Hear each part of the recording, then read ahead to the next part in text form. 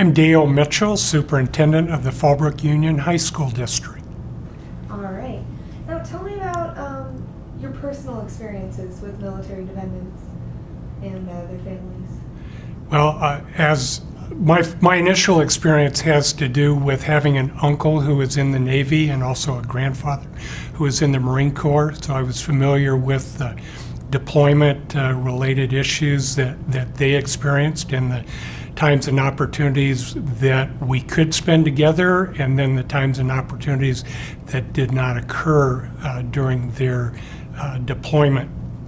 In the course of my professional responsibilities, there's been a couple of school districts that I have worked with. Fallbrook is included as one of them, where we have schools on a Marine Corps base. We have students who are attending our schools that are from military families, and to recognize that there are unique challenges and opportunities for those students and for those families. I agree with that. You kind of mentioned, I guess, schools on base. Do you see any differences between schools on base versus schools off base? And what would those differences be, whether they're good or bad, or? My experience there was as an assistant superintendent of educational services, and that was in the Morongo Unified School District and the Marine Corps base out at 29 Palms. We had an elementary school on that campus, and what we did notice, and I considered them all to be positive attributes, where the parents were more involved in the students' education and wanting the students to be successful. In many instances, because the parents had traveled and been a part of other school districts and other communities, they had a better understanding and idea of what a quality education is and can mean, and wanted to make sure that we had those same high expectations for their students. And that was an enjoyable challenge for us to face in that instance. The fortunate part during my experience in that assignment is that we were not actively engaged in foreign conflicts at that time. So we were not dealing or addressing with deployment related issues.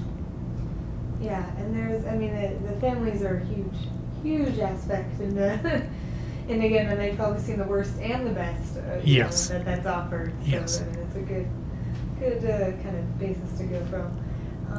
How has the organization you're affiliated with addressed the issues and needs of military dependents? I would say up until this school year, there wasn't any specialized programs or services designed to address that. We have appreciated the opportunity to work with the USC School of Social Work in providing an intern on our campus, so that there are specialized support services, recognizing that these students have unique needs. And I'm very elated to have that program in our district, and am optimistic that not only will those students benefit, but the other students who interact with our students who are members of military families. And throughout the interviews, you've kind of talked about how the main issue is kind of knowing where the military students are and how many. What do you think is a good tactic or process to kind of get to understand, to know how and where these students are, these military dependents? Well, as a superintendent, the best thing that I can do is empower our staff to have that knowledge and understanding. That's why, for example, at this two-day training, we have counselor representatives, we have teachers, and we have site administrators. And it is best that they know and develop that knowledge and expertise so that they can ensure there's some direct support to those students. Yeah. What are some of the advantages or challenges that you've encountered with military dependents and their families?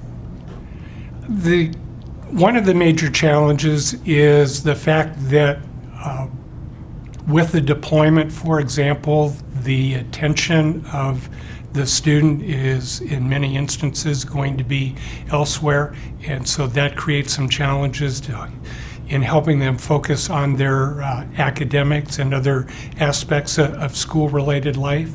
And sometimes the stress of not having a family member at home, besides some academic challenges, it impacts them emotionally or socially. And so we're very pleased, again, that there is a support network that is now in place for those students. Yeah, I mean, to really get the education, you kind of got to get all that other stuff off your mind first. Yes. And then you can take in the new information that you're learning Right. and actually, put it to use.